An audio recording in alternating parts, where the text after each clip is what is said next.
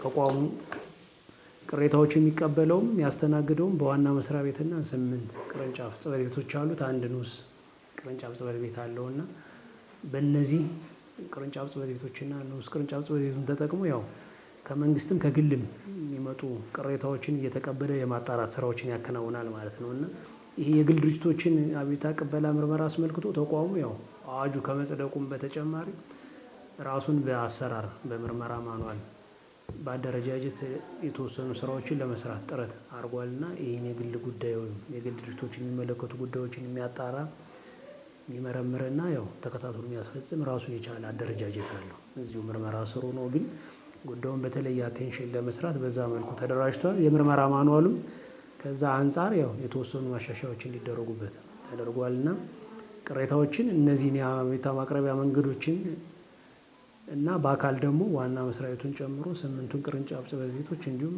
አንድ ሀረር ላይ ያለን የማስተባበሪያ ማዕከል በመጠቀም ነው ስራዎች የምንሰራውና በእነዚህ በመጠቀም ቅሬታ ማቅረብ ይቻላል ማለት ነው። ከዚህ ከማስፈጸሚያ መንገዶች ጋር በተያያዘ ያው በዋናነት ያው ተቋም የሚሰጣቸው መፍትሄ ሀሳቦች አሁን ባለው ሁኔታ ከአብዛኛው ከግማሽ በላይ የሚሰጠው የመፍትሄ ሀሳብ ቀጥታ ይፈጸማል ያለምንም ማስፈጸሚያ መንገድ ማለት ነው። ቀሪዎቹን ግን ያው የተለያዩ በአዋጁ የተሰጡን ስልጣኖች አሉ የማስፈጸሚያ መንገዶች እነሱን በመጠቀም ለማስፈጸም ጥረት ይደረጋል ማለት ነው። የመጀመሪያው ያው የወንጀል ክስ ነው። ተቋሙ የሰጠውን የመፍትሄ ሀሳብ ያለ በቂ ምክንያት ያልፈጸመ አካል በወንጀል ተጠያቂ እንደሚሆን አዋጁ ላይ በግልጽ ተቀምጧልና ያን ያላደረገውን በፍትህ ሚኒስቴር በኩል በአቃቤ ሕግ ክስ እንዲመሰረት አድርገን ለማስፈጸም ጥረቶች ይደረጋሉ። ሁለተኛው ያው ተቋሙ ተጠሪነቱ ለምክር ቤቱ እንደመሆኑ መጠን እነዚህ የማይፈጽሙና ለተቋሙ ስራ ተባባሪ የማይሆኑ አካላትን አስመልክቶ ለምክር ቤት ልዩ ሪፖርት ቀርቦ በምክር ቤቱ በኩል ተጠያቂ እንዲሆኑ የማድረግ ስራዎችን ያከናውናል። ሁለተኛው የማስፈጸሚያ መንገድ ይሄኛው ነው። ሶስተኛው ያው በሚዲያ የማጋለጥ ስራዎችን ተቋሙ ያከናውናልና መፍትሄ ሀሳቦችንም አይሰጡም ለተቋሙ ስራ ተባባሪ የሆኑ አካላትንም እስካሁን በስፋት አልተሰራበትም። ግን ወደፊት በስፋት ቢሰራበት ብዙ ውጤትም ሊያመጣ የሚችል የማስፈጸሚያ ስልት ነውና በሚዲያ የማጋለጥ ስራም ሶስተኛው የማስፈጸሚያ መንገዶች ናቸውና በዋናነት ግን አሁን ሁለቱ ላይ ነው የወንጀል ክስና ለምክር ቤት ልዩ ሪፖርት በማቅረብ ያው የምንሰጣቸው መፍትሄ ሀሳቦችን ለማስፈጸም ጥረት እናደርጋለንና ማስፈጸሚያ መንገዶቹ እነዚህ ናቸው። ሌላው ከዚህ ከምርመራ የመጨረሻው ከምርመራ ስራ ጋር ተያይዞ ያሉ ቻሌንጆች የሚባለው ያው በየጊዜው የሚገጥሙ ናቸው። በተለይ ከአስፈጻሚው አካል ተገቢውን ትብብር ያለማድረግ ለምናቀርባቸው የማብራሪያ ጥያቄዎች የማስረጃ ጥያቄዎች ወቅታዊና አፋጣኝ ምላሽ ያለመስጠት ያ ማለት አጠቃላይ የትብብር ችግሮች አሉ። ሌላው የሚሰጧቸው መፍትሄ ሀሳቦች ተግባራዊ ያለማድረግ ችግሮችም ከአስፈጻሚ አካላት የገጠሙ ችግሮች ናቸው። እነዚህ በዋናነት ከተቋሙ የምርመራ ስራ ጋር በተያይዞ ሌላው የግንዛቤ ችግሮችም አሉ። ወደ ተቋሙ ከሚመጡ አቤቱታዎች አሁን ድረስ 1/3 የሚሆነው ከተቋሙ ስልጣን ውጭ ነው። የተወሰኑት ደግሞ ደረጃውን ጠብቀው መቅረብ ላለበት አካል ሳይቀርብ የሚመጣ አቤቱታ አለና ከዚህ አንጻር የግንዛቤ አካባቢ ላይ ሰፊ ስራ መስራት ያስፈልጋል። የተቋሙ ስልጣንና ተግባር ከማስተዋወቅ ሰዎች ቅሬታቸውን ይዘው ወደ ተቋሙ እንዲመጡ ተገቢውን መልእክት ከማስተላለፍ አንጻር የግንዛቤ ስራዎች ያው ቻሌንጅ እየሆኑ ስለሆነ አብዛኛውን ጊዜያችንን እዛ ላይ ስለምናጠፋ የግንዛቤ ስራውን በተገቢው መልኩ መሰራት ይኖርበታል ብዬ አስባለሁና በተለይ ከአስፈጻሚ አካል ቅድም ያልኩት ቻሌንጅ አለ። ህብረተሰቡ እና ተጨማሪ ማስፈጻሚው ላይ የግንዛቤ እጥረት አለና ይህን ምርመራው ስራ አካባቢ በብዛት ቻሌንጅ የሆኑ ወይም እንደ እንቅፋት ተግዳሮት እየሆኑ የቀጠሉ ጉዳዮች ናቸው ማለት ነው። ሌላው የዚህ የአቤቱታ ማቅረቢያ መንገዶች የሚለው ያው ተቋሙ በተቻለ አቅም በርከት ያሉ የአቤቱታ ማቅረቢያ ዘዴዎችን ይጠቀማል። ያው ቀለል ያለ ፕሮሲጀር ነው የምንጠቀመው። የግድ በአካል መምጣት በጽሁፍ የተደራጀ ማመልከቻ ወደ ተቋሙ ማምጣት አስፈላጊ አይደለምና ቀለል ለማድረግ ጉዳዩን አማራጭ የፍትህ መስጫ ተቋም እንደመሆኑ መጠን የሚከተላቸውን ሂደቶች ወይም ፕሮሲጀሮችን በተቻለ መጠን ቀለል ለማድረግ ይሞከራልና እኛ ከምንከተለው እሴት አንዱም እሱ ነው። ተቋሙ ልክ እንደ መደበኛ ፍርድ ቤቶች ወይም ሌሎች የመዳኘት ስልጣን እንዳላቸው አካላት ስትሪክት የሆነ የዳኝነት ፕሮሲጀር ወይም የፍትህ አሰጣጥ ፕሮሲጀር አይደለም የምንከተለው።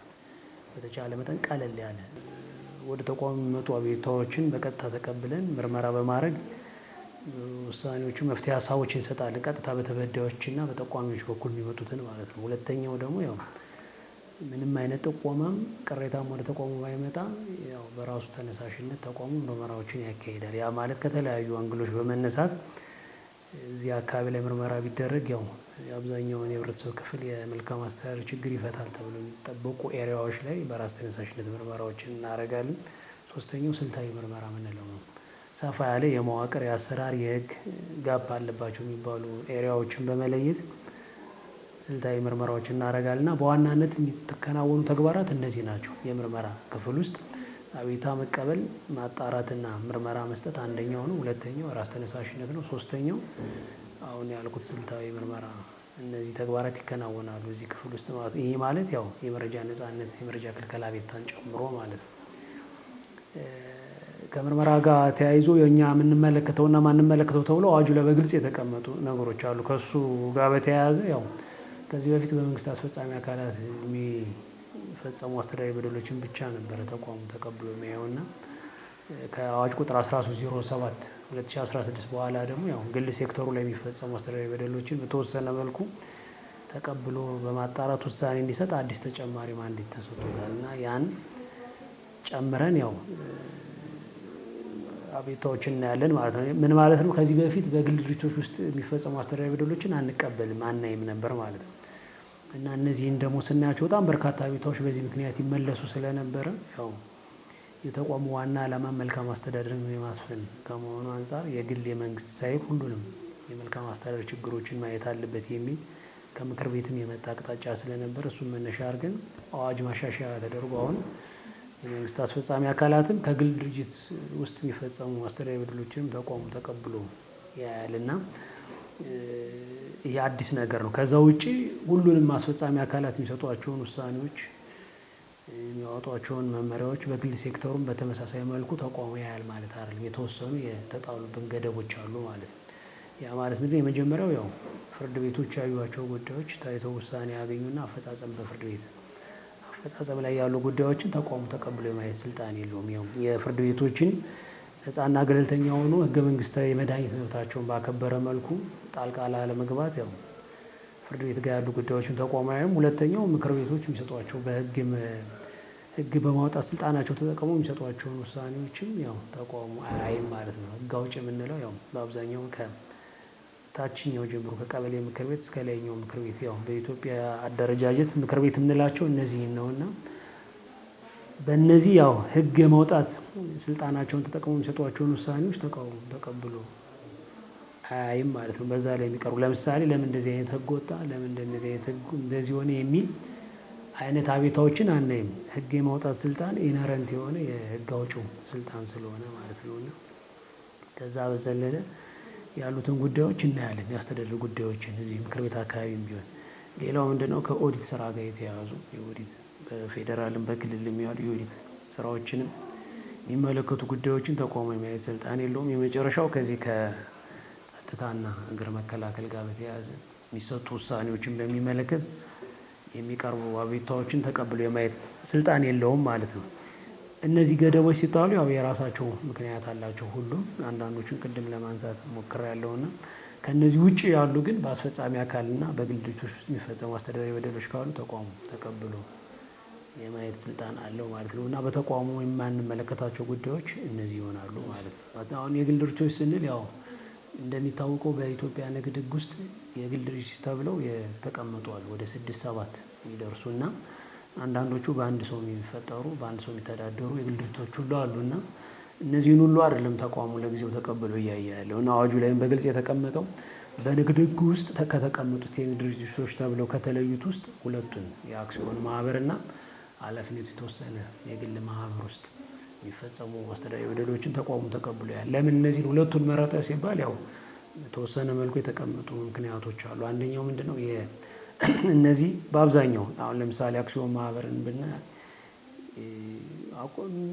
ሲቋቋም ዓላማውን ተግባሩ ላይም ስናይ በአብዛኛው በህዝብ ሀብት የሚመሰረት በብዛ ሀብት የሚቋቋም ነውና እነዚህን የህዝብ ሀብት የሚያስተዳድሩ አካላት ያው የመልካም አስተዳደር መርሆዎችን ተከትለው ነፃ ግልጽና እነዚህ የመልካም አስተዳደር መርሆችን በሚያከብር መልኩ ስራው መከናወን ስላለበት ከዛ አንጻር አክሲዮን ማህበራት ውስጥ የሚፈጸሙ የአስተዳደር በደሎች ቀጥታ ያው ከህዝቡ ኢንተረስት ጋር ግንኙነት ያላቸው በመሆኑ እዚህ አካባቢ ላይ ፎከስ ብናደርግ የተሻለ ቅሬታን መቀነስ ይቻላል። ከውጤት አንጻርም የተሻለ ውጤት ያመጣል። ሁለተኛው የኃላፊነት የተወሰነ የግል ማህበር የሚባለው በአብዛኛው ያው ሰፋ ያለ ካፒታል የሚያንቀሳቅሱ በስራቸው በርካታ ሰራተኛ ያላቸው፣ አክሲዮን ማህበር ላይም ተመሳሳይ ጉዳይ አለ። ከሚያንቀሳቅሱት ካፒታል እና ከሚቀጥሯቸው የሰው ኃይሎች ከሚሰጧቸው አገልግሎት ስፋት አንጻር እነዚህ ሁለቱ ከሌሎች የንግድ ማህበራት ተብሎ በንግድ ሕጉ ከተቀመጡት ትንሽ ሰፋና ጠለቅ ያሉ ስለሆነ እነዚህ ላይ የተወሰነ ስራ ቢሰራ እዛ አካባቢ ግል ሴክተሩ ላይ ያለውን የመልካም አስተዳደር ችግር ከመቀነስ አንጻር ትልቅ አስተዋጽኦ ይኖረዋል በሚል ለጊዜው እነዚህ ሁለቱ ላይ ለማተኮር ተሞክሯል። እና በአክሲዮን ማህበራትና በኃላፊነቱ የተወሰነ የግል ማህበር በሚል በተቋቋሙ ድርጅቶች ውስጥ የሚፈጸሙ አስተዳደራዊ በደሎችን ያው ተቀብለን ለማየት እንችላለን ማለት ነው። ያልኩት ያው ምርመራዎችን ነው የምናደርገው። ያ ቅሬታ መጣራት አለበት። አስተዳደራዊ በደል ተፈጽሟል አልተፈጸመም የሚለውን የህጉን አካሄድ ተከትለን እናጣራልና በአካልም በፖስታም እና ጥሪ ማዕከሉ ደግሞ ያው 9503ን ጨምሮ በማንኛውም አማራጭ የሚመጡ አቤቱታዎችን ያው እንቀበላለን። ለጊዜው ግን ተቋሙ አደራጅቶ ያስቀመጣቸው በአካል አቤቱታ የምንቀበልበት ክፍል አለን፣ ጥሪ ማዕከል አለን፣ ፖስታ እንጠቀማለን። የተቋሙን የኢሜል አድራሻም ተጠቅመን ያው ቅሬታዎችን ለመቀበል ጥረቶችን እናደርጋለን።